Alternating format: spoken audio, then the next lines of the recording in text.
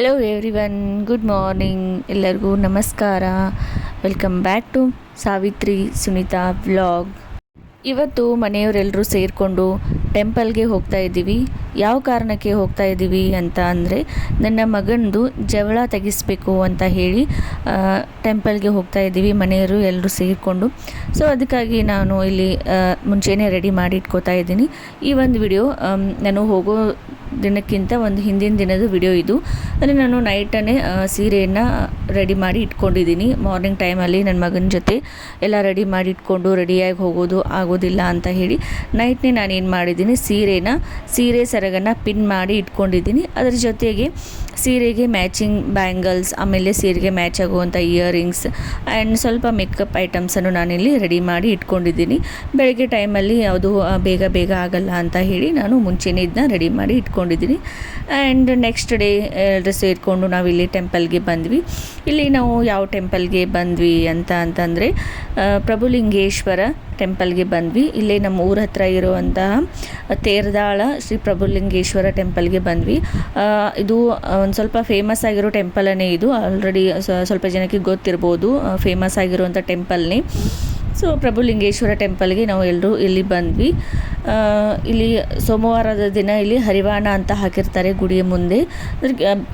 ಕೇಳ್ಕೊಂಡಿರ್ತಾರೆ ಭಕ್ತರು, ಅವರ ಆಸೆಯನ್ನು ಈಡೇರಿದರೆ ಹರಿವಾಣ ಹಾಕಿಸ್ತೀವಿ ಅಂತ ಹೇಳಿ ಕೇಳ್ಕೊಂಡಿರ್ತಾರೆ. ಸೊ ಯಾರೋ ಒಬ್ಬರು ಭಕ್ತರು ಅವರ ಆಸೆಯನ್ನು ದೇವರು ಈಡೇರಿಸಿದ ಅಂತ ಅನಿಸುತ್ತೆ. ಸೊ ಅವರು ಇಲ್ಲಿ ಹರಿವಾಣವನ್ನು ಹಾಕಿದರು. ಇಲ್ಲಿ ಹರಿವಾಣ ಅಂತ ಅಂದರೆ ಇಲ್ಲಿ ಬಾಳೆ, ಕಬ್ಬು, ತೆಂಗು, ಆಮೇಲೆ ವೆರೈಟಿ ಹಣ್ಣನ್ನು, ಆಮೇಲೆ ಎಲ್ಲ ಥರ ನೈವೇದ್ಯವನ್ನು ಮಾಡಿ ಇಲ್ಲಿ ಗುಡಿ ಮುಂದೆ ಈ ಥರ ಹಾಕಿರ್ತಾರೆ. ಸೊ ಇದಕ್ಕೆ ಹರಿವಾಣ ಅಂತ ಹೇಳಿ ಕರಿತೀವಿ. ಇದು ಪ್ರಭುಲಿಂಗೇಶ್ವರ ಟೆಂಪಲ್. ಸೊ ನಾವು ದರ್ಶನವನ್ನು ಮಾಡಿಕೊಂಡು ಇಲ್ಲಿ ಗುಡಿನ ಪ್ರದಕ್ಷಿಣೆ ಹಾಕ್ತಾ ಇದ್ದೀವಿ.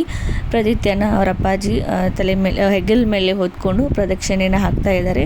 ಹಾಗೆ ಅವರ ಅತ್ತೆಯಂದರು ಕೂಡ ಬಂದಿದ್ದರು ಫಂಕ್ಷನ್ಗೆ. ಸೊ ಎಲ್ಲರೂ ಕೂಡ ಇಲ್ಲಿ ಪ್ರದಕ್ಷಿಣೆಯನ್ನು ಹಾಕ್ತಾ ಇದ್ದೀವಿ ದೇವರಿಗೆ. ಇದು ತುಂಬಾ ದೊಡ್ಡದಾಗಿರುವಂತಹ ಟೆಂಪಲ್ಲು. ಇವಾಗ ರೀಸೆಂಟಾಗಿ ಇದು ನೂತನ ಕಟ್ಟಡ ಲೋಕಾರ್ಪಣೆ ಆಯಿತು. ಮುಂಚೆ ಒಂದು ಚಿಕ್ಕ ಕಟ್ಟಡ ಇತ್ತು, ಬಟ್ ಫೇಮಸ್ ಆಗಿತ್ತು ಟೆಂಪಲ್ಲು. ಅದಾದಮೇಲೆ ಇವಾಗ ರೀಸೆಂಟಾಗಿ ಇದನ್ನ ಸ್ವಲ್ಪ ಕಟ್ಟಡವನ್ನು ದೊಡ್ಡದು ಮಾಡಿ ಗುಡಿಯನ್ನು ಸ್ವಲ್ಪ ದೊಡ್ಡದು ಮಾಡಿದ್ದಾರೆ. ಇದು ನಮ್ಮ ಮನೆ ದೇವರು, ನನ್ನ ಗಂಡನ ಮನೆ ದೇವರು.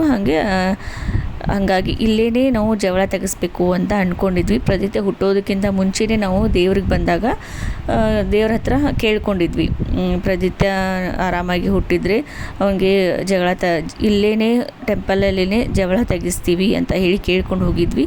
ಸೊ ಹಾಗೆ ದೇವರು ಅವನ ಆರಾಮಾಗಿ ಆರೋಗ್ಯವಾಗಿ ದೇವರು ಅವನನ್ನು ಇಟ್ಟಿದ್ದಾನೆ. ಸೊ ಅದರ ಸಲುವಾಗಿ ಇಲ್ಲೇ ನಾವು ಅವನನ್ನು ಜವಳ ತೆಗೆಸೋದಕ್ಕೆ ಅಂತ ಹೇಳಿ ಬಂದ್ವಿ.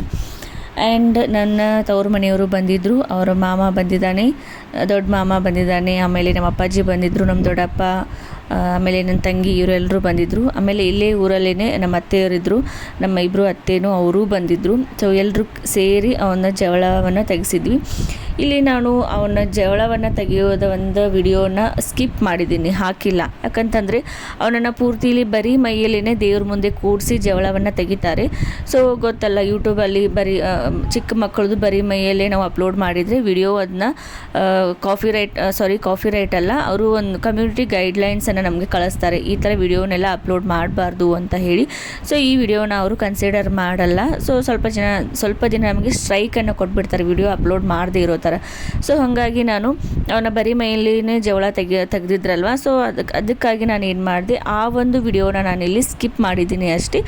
ಬಟ್ ನಾವು ಜವಳ ತೆಗಿಯೋಕ್ಕೆ ಹೋದಾಗ ಏನೇನೆಲ್ಲ ಮಾಡಿದ್ವಿ, ಏನಿಲ್ಲ ಅನ್ನೋದನ್ನು ಪೂರ್ತಿಯಾಗಿ ನಾನಿಲ್ಲಿ ನಿಮ್ಮ ಜೊತೆ ಶೇರ್ ಮಾಡ್ಕೊಂಡಿದ್ದೀನಿ. ಆ್ಯಂಡ್ ಇಲ್ಲಿ ಜವಳ ತೆಗೆಯೋದು ಮುಗೀತು. ಸ್ವಾಮೀಜಿ ಒಂದು ಸ್ವಲ್ಪ ಕೂದಲವನ್ನು ದೇವರಿಗೆ ಕಟ್ ಮಾಡಿ ಇಟ್ಕೊಂಡ್ರು. ಅದಾದಮೇಲೆ ಇಲ್ಲಿ ಆಯರಿಯನ್ನು ಮಾಡ್ತಾ ಇದ್ದಾರೆ. ಜವಳ ತೆಗೆದ ಮೇಲೆ ಇಲ್ಲಿ ನಮ್ಮ ತವ್ರ ಮನೆಯವರು ಆಯರಿಯನ್ನು ಮಾಡ್ತಾರೆ ನಮಗೆ. ಇಲ್ಲಿ ನನಗೆ ಆಮೇಲೆ ಮಹೇಶನ್ಗೆ ಇಲ್ಲಿ ಆಯರಿಯನ್ನು ಮಾಡ್ತಾಯಿದ್ದಾರೆ. ಹಾಗೆ ನನ್ನ ಮಗನಿಗೂ ಡ್ರೆಸ್ ತೊಗೊಂಬಂದಿದ್ರು. ಇಲ್ಲಿ ಅವ್ರ ಸೋದರ ಮಾವ ಎಲ್ಲ ಕೊಡ್ತಾ ಇದ್ದಾರೆ ಇಲ್ಲಿ. ಆಮೇಲೆ ನಾವು ಅವ್ರಿಗೆ ಆಯರಿಯನ್ನು ಮಾಡಿದ್ವಿ, ನಮ್ಮ ತವ್ರ ಮನೆಯವ್ರಿಗೇನು ನಾವು ವಾಪಸ್ ಅವ್ರಿಗೆ ಆಯರಿಯನ್ನು ಮಾಡಿದ್ವಿ. ಅಲ್ಲಿ ಬಂದವರೆಲ್ಲರೂ ನಮಗೆ ಈ ಥರ ಆಯರಿಯನ್ನು ಮಾಡಿ ಇದನ್ನ ಮಾಡಿದರು. ಈ ಕಡೆ ಉತ್ತರ ಕರ್ನಾಟಕದ ಕಡೆ ಆ ಏರಿಯಾ ಅಂತಂದರೆ ಇದೇ, ಅವ್ರಿಗೆ ನಾವು ಬಟ್ಟೆ ಕೊಡೋದು, ಅವ್ರು ನಮಗೆ ಬಟ್ಟೆ ಕೊಡೋದು ಇದೇ ಇರುತ್ತೆ. ಅದು ಬಿಟ್ಟರೆ ಏನೂ ಇರಲ್ಲ. ಸೊ ಒಂಥರ ಚೆಂದ, ನಮ್ದು ಅವ್ರು ತೊಗೊಳ್ಳೋದು, ಅವ್ರು ನಾವು ತೊಗೊಳ್ಳೋದು, ಎಕ್ಸ್ಚೇಂಜ್ ಮಾಡೋದು ಇಷ್ಟೇ. ಸೊ ನನ್ನ ತವ್ರ ಮನೆಯವರು ನನಗೆ, ನನ್ನ ಗಂಡನಿಗೆ, ಆಮೇಲೆ ನನ್ನ ಪ್ರದೀಪ್ತನಿಗೆ ಆ ಏರಿ ಮಾಡಿದರು. ನಾವು ಅವ್ರಿಗೆ ವಾಪಸ್ ರಿಟರ್ನ್ ಆ ಏರಿಯನ್ನು ಮಾಡಿದ್ವಿ. ಇದೇ ಆಯಿತು. ಪ್ರದೀಪ್ತನಿಗೆ ಇವಾಗ 6th ಮಂತ್ ಸ್ಟಾರ್ಟ್ ಆಯಿತು. ಇಲ್ಲಿ ನಮ್ಮ ಕಡೆ ಗಂಡು ಮಗುವಿಗೆ 6 ತಿಂಗಳು ಆದರೆ ಜವಳವನ್ನು ತೆಗೆಸ್ತೀವಿ. ಸೊ 9 ತಿಂಗಳಿಗೆ ಆಮೇಲೆ 1 ವರ್ಷಕ್ಕೂ ಜವಳವನ್ನು ತೆಗೆಸ್ತಾರೆ. ಬಟ್ ನಾವು ಬೇಗನೆ ತೆಗೆಸಿದ್ವಿ, ಸುಮ್ಮನೆ ಆ ಕಡೆ ಈ ಕಡೆ ಎಲ್ಲ ಅಡ್ಡಾಡೋದಾಗುತ್ತೆ ಅಂತ ಹೇಳಿ, ಸುಮ್ಮನೆ ಜಡಿ ಕೂಸಿರುವಂಥ ಪಾಪುನ ಎಲ್ಲೂ ಜಾಸ್ತಿ ಹೊರಗಡೆ ತೊಗೊಂಡು ಹೋಗೋದಕ್ಕಾಗಲ್ಲ ಅಂತ ಹೇಳಿ ಅವನನ್ನು 6 ತಿಂಗಳಿಗೆ ನಾವು ಏನು ಮಾಡಿದ್ವಿ, ಇಲ್ಲಿ ಜವಳವನ್ನು ತೆಗೆಸಿದ್ವಿ. ಸೊ ಅವನು ಫುಲ್ ಇಲ್ಲಿ ಖುಷಿಯಾಗಿ ಆಟ ಆಡ್ತಾ ಇದ್ದಾನೆ. ಅವನಿಗೆ ಆಟ ಆಡೋದಕ್ಕೆ ಕೊಟ್ಬಿಟ್ಟಿದ್ದೀವಿ. ಆಟ ಆಡ್ಕೊಂಡು ಫುಲ್ ಖುಷಿಯಾಗಿದ್ದಾನೆ.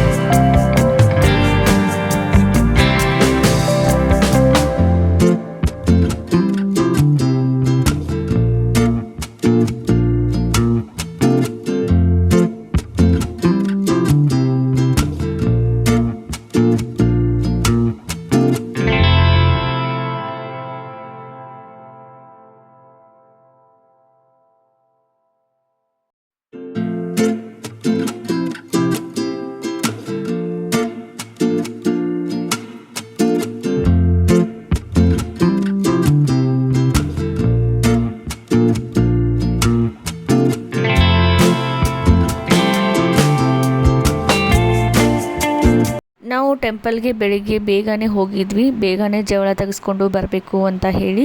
ಸೊ ಹಾಗಾಗಿ ಬೇಗನೆ ಹೋಗಿರೋದ್ರಿಂದ ಬೇಗನೆ ಎಲ್ಲ ಕೆಲಸನೂ ಮುಗೀತು.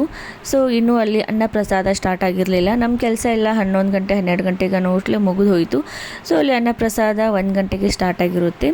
ಸೊ ಹಾಗಾಗಿ ಇನ್ನೂ ಅನ್ನಪ್ರಸಾದ ಇರಲಿಲ್ಲ ಅಂತ ಹೇಳಿ ಗುಡಿಲಿನೇ ಅಲ್ಲೇ ಟೀ ಮಾಡಿದರು. ಸೊ ಟೀ ಕುಡ್ಕೊಂಡು ವಾಪಸ್ ಮನೆಗೆ ಬಂದ್ವಿ.